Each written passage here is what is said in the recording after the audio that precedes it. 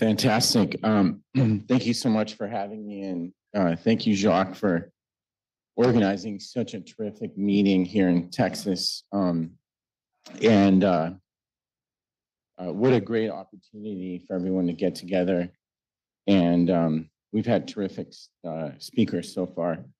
So I'm going to talk today about lateral spine surgery. Before I start, I have some pretty significant disclosures. So I was very lucky because as a medical student, I got to meet Amir, and we were both at UCLA at the time. And through my friendship with Amir, I got to know Professor Sami, who both him and Amir were very instrumental in my career path. And I spent time in Germany with him and his family. And I really got to know this whole concept of excellence, innovation, collegiality, and family. And it was through Professor Sami that I ended up doing my residency at the University of Virginia with John Jane, who you see up there in the picture. And again, I sort of, I'm always amazed at, from just having been at, I was at Northside Hospital, and I would see just, hundreds of people in the time that I was there. In the short time that I was there, there was hundreds of people that would come through. And Professor Sami treated everyone the same. In fact, one night I remember he went and picked someone up from the airport after he did a case. I mean, his dedication to teaching, his passion, and again, just being around that really had a profound influence on me. And I know all the people in the room have also visited Professor Sami and Amir and his son, and just the way they are with everyone. And I really, during residency, everyone kind of you have a focus and you want to develop your skill. And for me, it was, my hands were so big I couldn't do cranial surgery, so I had to end up doing spine. But I tried to. I basically. Just from getting to know Amir and Professor Sami, they really influenced how I approached spine, how I approached my life, my family, being really good and understanding anatomy, and, making it so that every time you do a surgery, I remember he would always say, this is one patient that he would be so focused on, when he's doing a surgery. And so to just have that mindset. And throughout my career, I've always been inspired by him and his family. I go to Germany, and get involved. And again, I don't do skull-based surgery, but just being in that environment really stimulated me. So when I moved to Seattle, I really got into doing spine, and I wanted to do, it was like 2006, 2007, everyone was starting to do lateral surgery. And I thought to myself, God, we really don't understand the anatomy. And I remember Professor Sami would always say, you have to know your anatomy. So here I'm a neurosurgeon doing lateral approaches in the retroperitoneal space. And at the time, all the textbooks that were out, they weren't necessarily wrong, but they just weren't up to date. And the lumbar plexus is really important if you're doing lateral. So, I would, again, just using the same mindset and philosophy that Professor Sami applies in cranial surgery, is that I started to dissect cadavers, and we have a facility in Seattle. It's called the Seattle Science Foundation. With our fellows, we did all these cadaver studies, and we would say, okay, and the lumbar plexus looks really different than all the textbooks and what you read. And again, it's very, it's just one of those things where, and in every patient, it's very different. And so as I started to really study this, I always went back to my time in Germany and Hanover, and how much, how exciting and fun Amir and his father would make it. They would discuss cases, review things. And again, we were taught, the brachial plexus and then the lumbar plexus, people don't really talk about that much. And most of the diagrams you have in the book are not necessarily correct. That's just the way they want you to memorize it. So this is actually how it looks like in humans. You know, the lumbar plexus is complex. It's within the psoas. And then again, we did lab studies. You can see here, for example, these are some guide wires through the plexus you can see. And again, getting back to family, you know, whenever I was around Amir and Professor Sami, he always made it fun. So for me, I tried to instill the same concept in our fellows and what we did. And we started, this is about 15 years worth of work.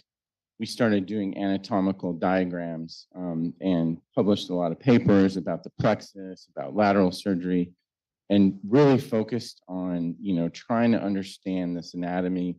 And just like Professor Sami did, I tried to surround myself with, you know, colleagues, people that are much smarter than I am, orthopedic surgeons, radiologists, and we really started to develop this area.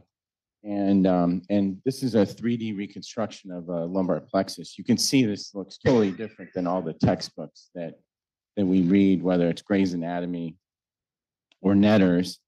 And again, I would always think back to my time in Hanover and Professor Sami, and how, you know, when he would do a surgery, it was all about understanding the anatomical principles and just using his philosophy and technique. And again, for lateral surgery, it was the same thing. And so we published a lot of our work, and then you can see how complex this is, the lumbar plexus and the psoas, right? So imagine, and again, when I was doing lateral surgery, there wasn't any textbooks. People were doing it, and it was just starting to come out. So understanding this anatomy was important. And you can see the relationship between the disc space and the nerves. And you can see, again, most of us are used to having it look like that. And again, in the midst of, you know, I think in my career, I've gone to Germany numerous times. I spent a lot of time with Professor Sami and Amir in the operating room. I love that he always takes the time to teach. And then he also, you can see here, he's made tea for everyone in the room. And I think he probably had 6 or 7 surgeries that day that he was doing. But just having that same mindset in Seattle and really becoming dedicated and focused on, you know, what it is that we're doing, which is trying to perfect our skill.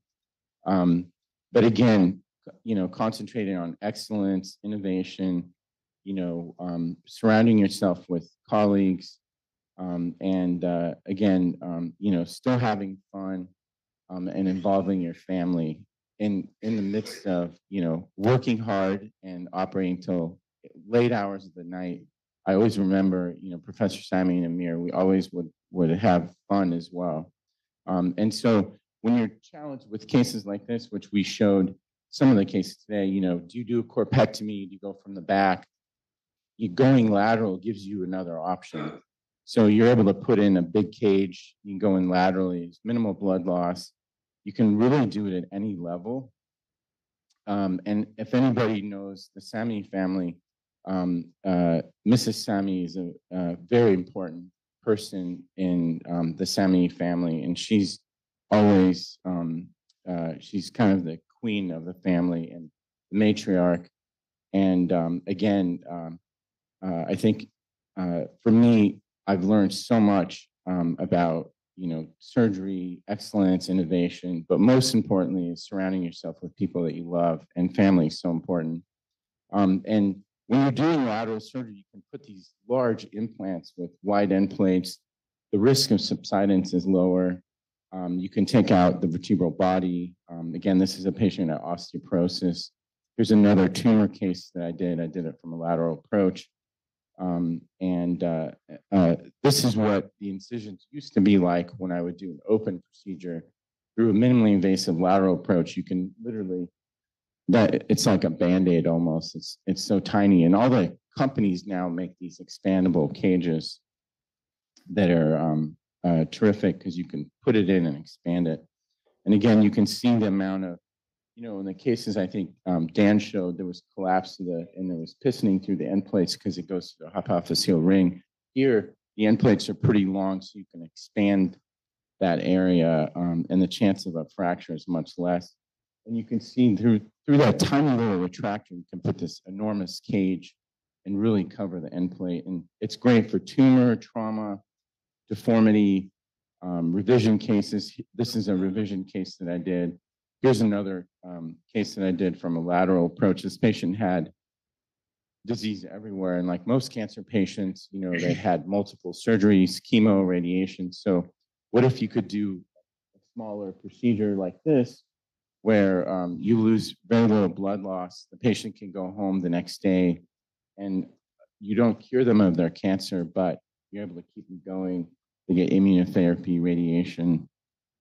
And again, I look back on the days of when I was in Germany and how during each case, there was always a learning point, and Professor Sami always took the time, whether it was with the residents, the medical students, all the visiting guests they had. This was a case that they were doing, and he scrubbed out, and Amir was doing the case with him, and they reviewed the films, and then they have an intraoperative MRI, so they're reviewing the scan. And again, just having, you know, when I was in Germany, it's just this whole mindset that he has when he's in the OR, and how he's so focused on what it is he's doing. I try to have the same mindset when I'm doing spine surgery.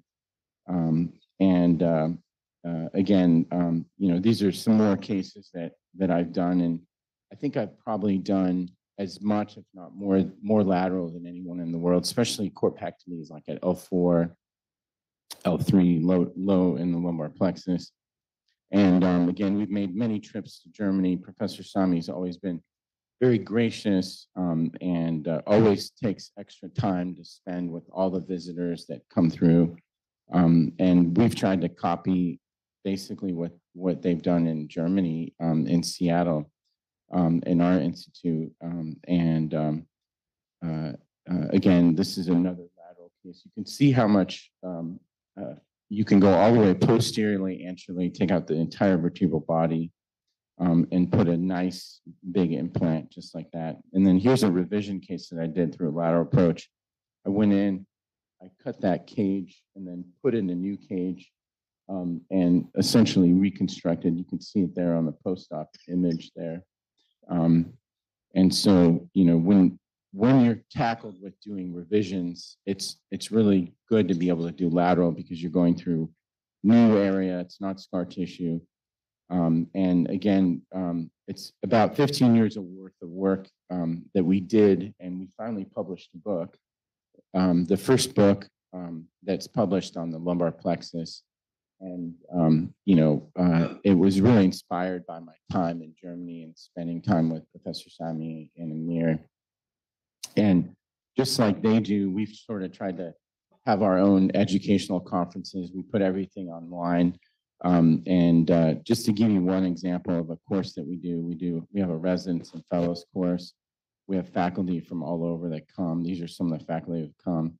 And we put everything online. You know, I think last year we had 18 million views on our YouTube channel, Instagram, Facebook. And so, you know, really fortunate to have met Amir and Professor Sami. They forever changed my life and my career path. And it's awesome being here. And I want to thank everyone for a great meeting. Thank you.